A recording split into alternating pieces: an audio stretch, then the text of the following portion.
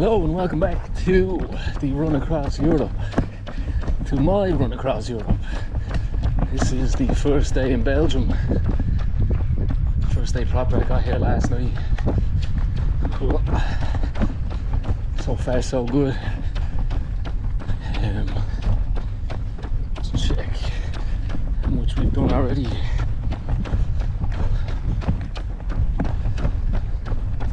So just crossed the 20-kilometer mark for the day and have about 30 left to go. So I left just before I was going to say the border, but to switch over to Belgium, and you didn't miss anything. There literally was no sign. If you didn't look at Google Maps, you wouldn't even know that you got into Belgium. Yeah. And then this morning, I just left McDonald's there. Stopped in to charge my phone, but there was nowhere to charge your phone. But I got myself a meal and we're good to go for a bit.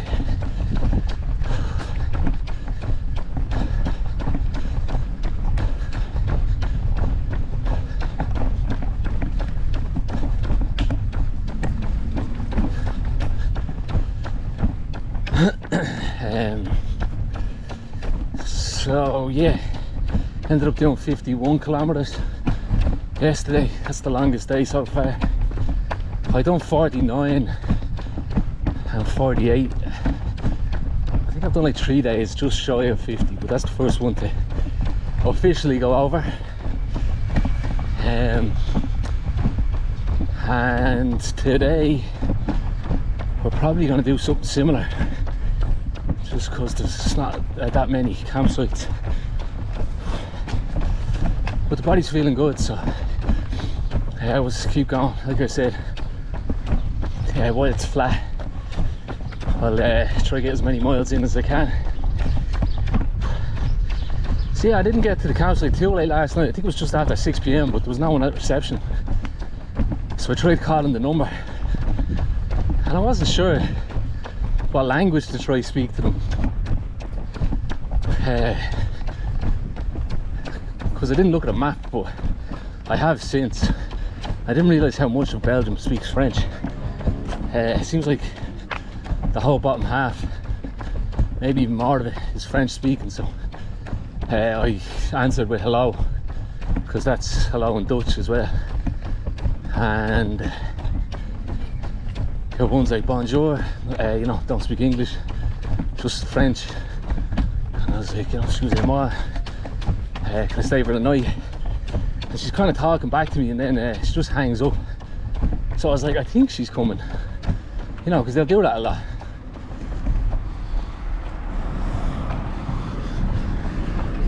Where the reception's closed, but they are nearby, so if you ring, they will come and get you. But I'm standing there for like 5 minutes, and I started to get worried that she wasn't coming. And then this couple shows up with their camper van. Dutch couple, but the woman spoke a little French, so she tries calling, but there's no answer. But then, the lady showed up, so it was fine. And it was only a tenner, which was grand.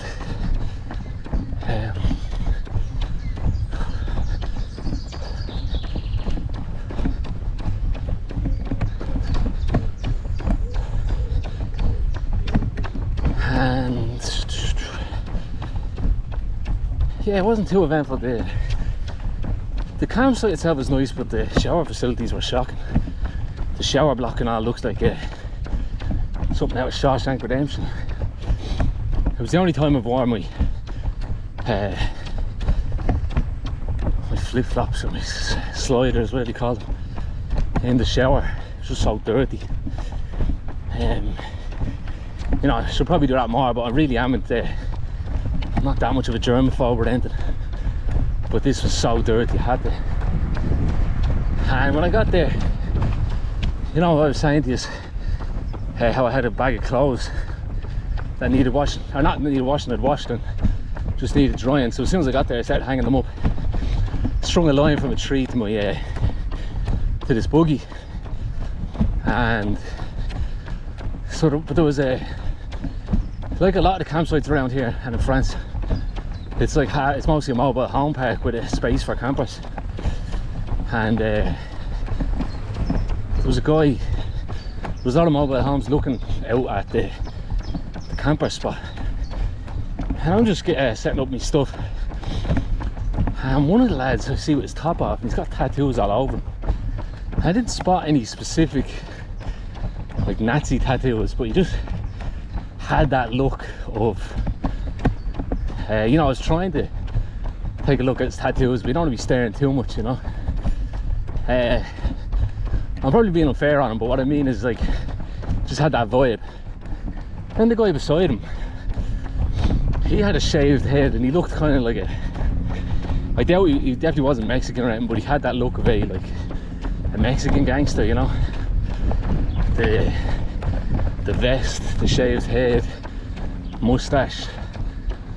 I didn't get too much of it, you know, but it was something that crossed my mind. But then I'm hanging up my clothes, and the Mexican gangster dude comes up. He starts speaking to me in French, and I'm like, I don't speak French, no parler. And he starts pointing at my clothes and all, and he's like shaking his finger. And I was just like, hey mate, what do you want me to do, you know? So I did, I moved the buggy, because the clothes were like parallel to his window. So I just moved them perpendicular to it, you know. Even then, after that, I was like, why did they do that? You know, and I was just like, screw him. But I could see him then, straight away he goes over to the guy next to him, the Nazi looking dude. Starts bitching to him, then goes to his other neighbour, the other side, and then he walks down to reception. And the lady on reception never showed up to say anything, so I was just like, whatever. But so the whole time I was sitting there, his living room's looking out at you, you know, it just gives you an uncomfortable feeling, like. But it was no big deal. Yeah, the lady on reception showed up, but she had no top teeth, just gums, you know. So I don't know, the whole place just seemed kind of I suppose poor, like, just a bit ropey. But yeah, she walked by then later and didn't say anything about the clothes, so you know, it was obviously fine. I was just thinking to your man, I was like, if you have a problem with it, don't live at a campsite, you know. Because I have seen campsites, especially in England, when they're more set up for camper vans, they have signs saying no way.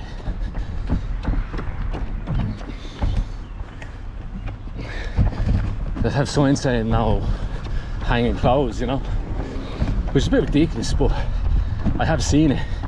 But this didn't have anything like that, so it was like, whatever.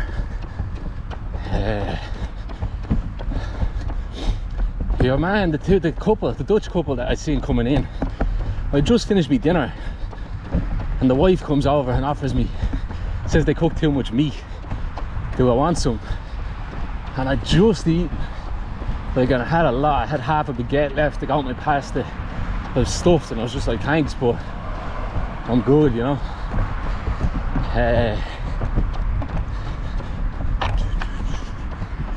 Then this morning, your man comes over and offers me a coffee while I'm having coffee, you know. Bonjour. So I'm like, thanks, but I'm in the middle of a cup, you know. And I just don't have time, you know. I'm always rushing. So yeah, I had to like turn him down twice, but he started talking to me then, asked me what I was doing, and told him. So he's kind of impressed, took me a picture and all, posted on his Instagram and followed me. Then they donated €20. So shout out to them, that was nice. But when we were at reception the night before, this is the first camp. Normally, most campsites you have to give your passport to take some of your info. I just have a worried feeling now. I need to check and make sure I have my passport. I'm actually going to do that now. You know where it's there, but it's just like I won't relax now. I checked this morning, I'm sure I did. But anyway, because I left it in reception then with the woman. There it is.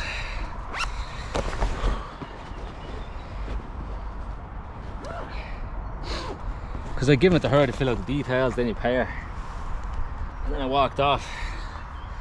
So he comes out, just to take a sup. He comes out to give it to me.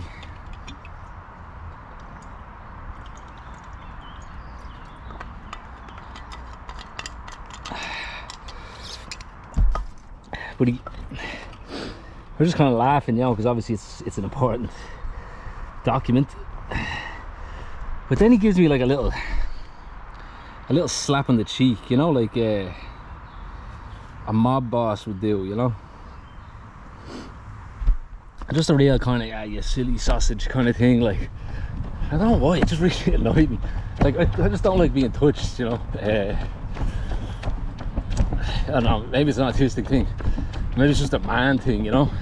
It's just like having another man, like, just kind of slapping you, you know, a little playful slap on the cheek. I'm like, that was just annoying. But then when he came over then the next morning to offer me the coffee, and we're chatting, and he's nice, you know, and asked for my Instagram and all. I gave it to him to ask me to take a picture as well. Took a picture of me, and then I just got to shake his hand, like. But then he comes in for a hug. I was just like, I don't know. So it's very over the top, you know. Especially for an Irish person, like I know in like France and stuff, that kiss on the cheeks kind of guy. Like, remember that guy who worked in the travelling zoo I was talking about in France, who I had a beer with because they were so helpful? He was the same, put on my hand for a handshake, shakes my hand, but then goes in for the kiss on each cheek, like. And the man visibly had skin issues, like his entire face was bright red, his nose was swollen, his legs looked like they had like eczema or something, like so he had cream all over them. So I'm just like, the last thing I want to do is kiss you on the cheek, you know. Any of this, I've got a beard, but he had one as well, very scratchy. And it's just like, I don't know, in Ireland, like if you shake someone's hand, you're extremely friendly. You kiss someone on the cheek, it'd have to be your man, you know. But yeah, to each their own. Like I said, he was your man Roland and Doreen, shout out to them, thanks for the donation. They're nice. And I really wish I had been able to eat the meat yesterday, whatever they had, because yeah, it'd just be good to get some extra protein in, but I was just stuffed.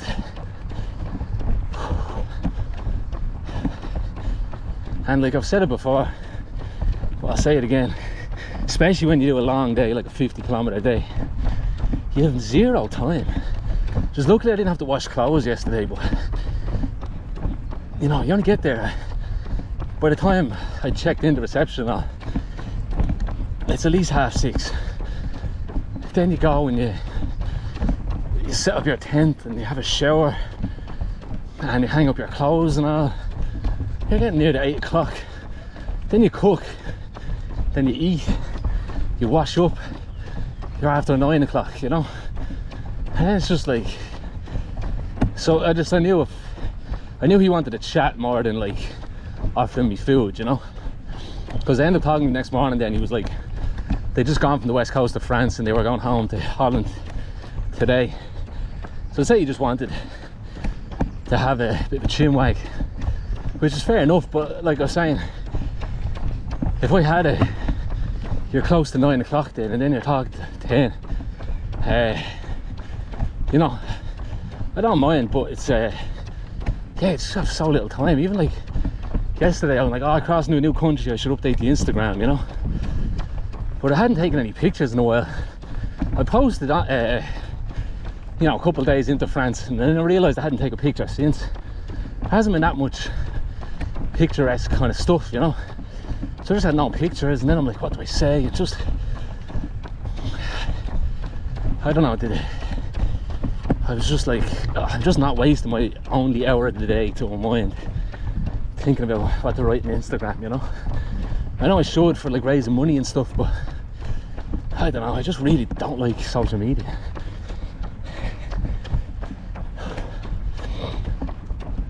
I think it's, you know, a lot of people don't like social media, but just from a autistic standpoint and an aphantasia standpoint,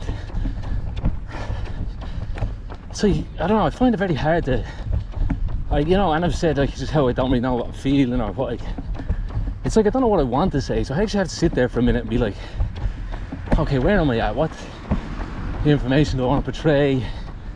I don't know, it just doesn't come that, like I just don't sit down like, alright, look at the Instagram, and then it's like boom, boom, boom, I'll write it. I really have to like think about it. And yeah, I don't know, I just couldn't have been arsed last night. But part of it is as well, you know, there's the ego aspect, which I don't like, you know, where it's like, oh, I did my longest day, I have to tell people about it, I have to get likes for it and all, you know. As Little Wayne says, real G's move in silence like lasagna.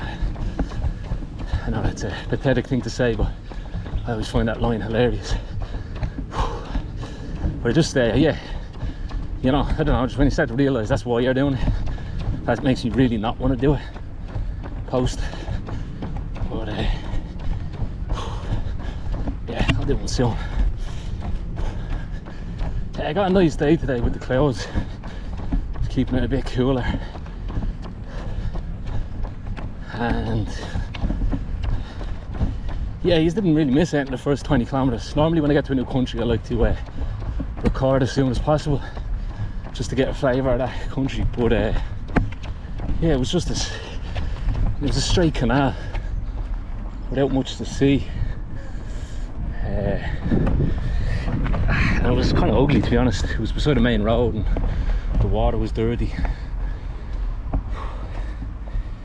Just seeing where we are. Yeah, I gotta turn right here.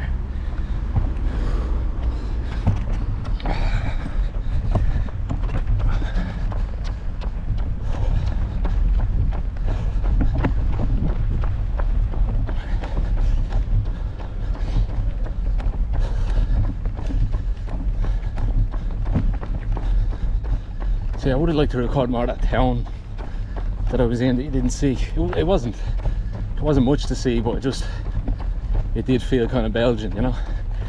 But I needed to stop into McDonald's before I started recording, and that was right on the edge of town, so I waited till I got to the cycle path.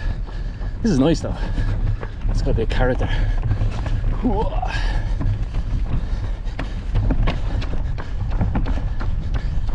Meant to hit some hills by the end of today. Nothing too major, a couple 100 meters, but yeah, at the end of the flat, the end of the pure flat that we have now.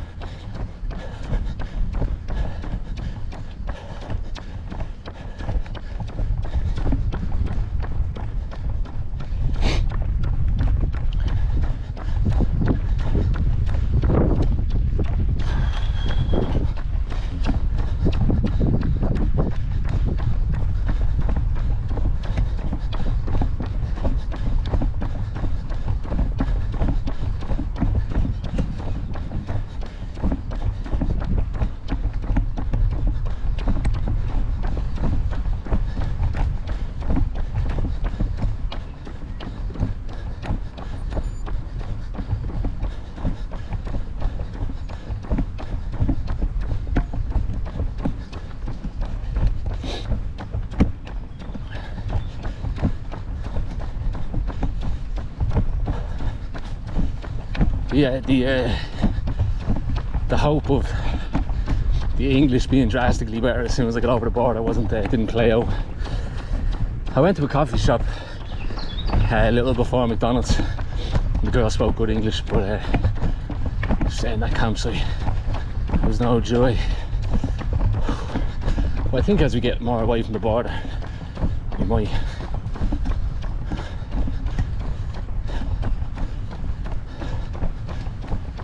Yeah, I was looking at the map of Belgium. It's most like nearly 50-50, but probably 60% French, 40% Dutch, and only a tiny part on the east speaks German, and I think another part in the east speaks Flemish or whatever. But Yeah, I didn't know it was that heavy on the French. But the psychopaths have continued, which is very good. Hopefully this keeps going into Germany, because I could do these all day.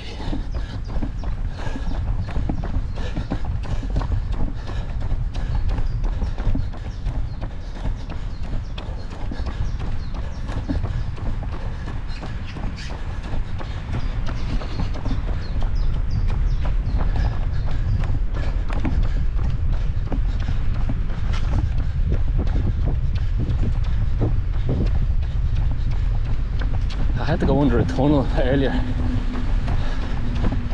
It's just, sometimes they're these psychopaths and they go down and they have these like brown little tunnels, like something like Ninja Turtles or something. But it was just covered in spider webs. Huge ones as well. It looked like something out of that film, Eight-Legged Freaks. It was a film that came out when I was a kid. It really freaked me out. But yeah, so this was not enjoyable.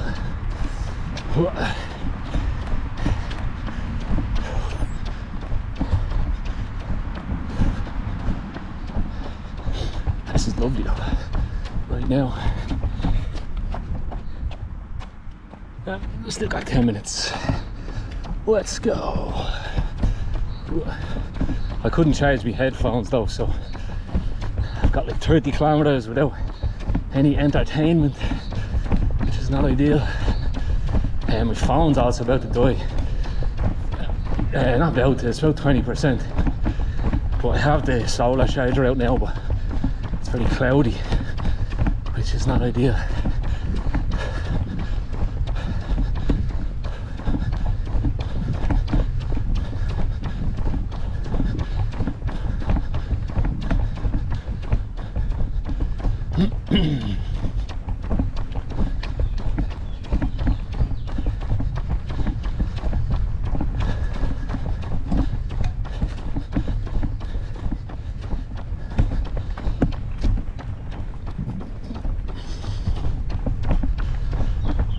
They had a plug in the toilets of the campsite last night, but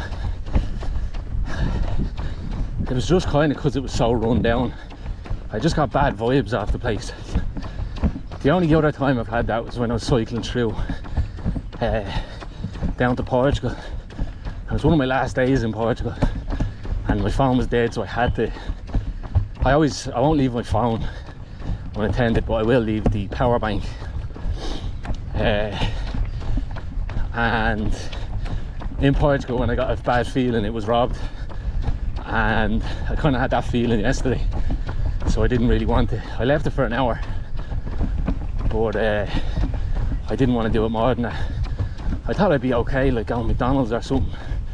It's really annoying that they had no plug.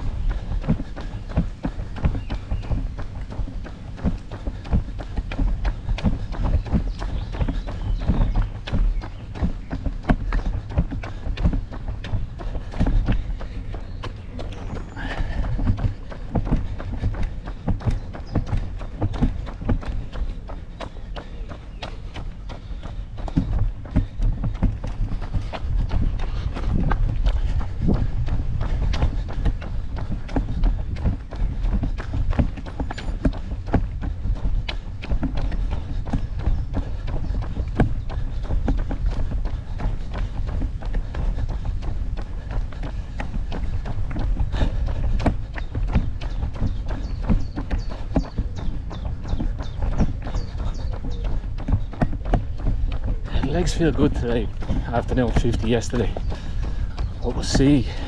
They were getting a bit sore towards the end of the day yesterday. Nothing crazy, but just repetitive stress. So we'll see what happens at the end today.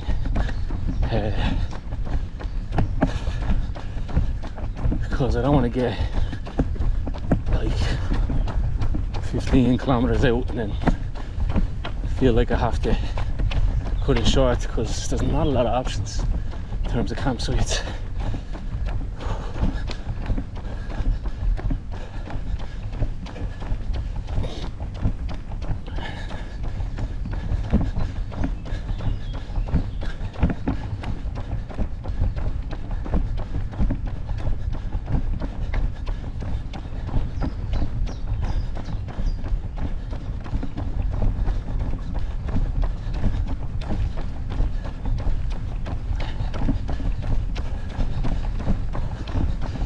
Bonjour.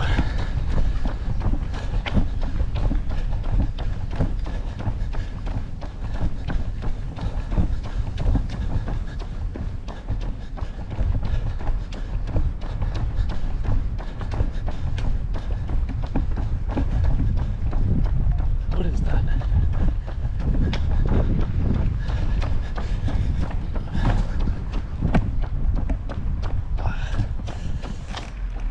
I have to go see if that porta potty works. I don't want to get too inside baseball here for you, but I went to Chasby Farm and McDonald's, but I also went to use the bathroom, and the just wasn't happening for me, as they say. But oh, that's going to be disgusting if it even works.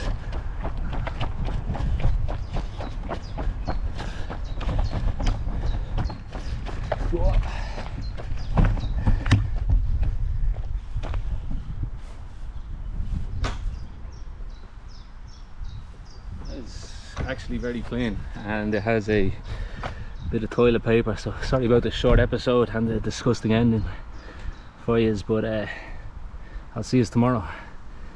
Au revoir.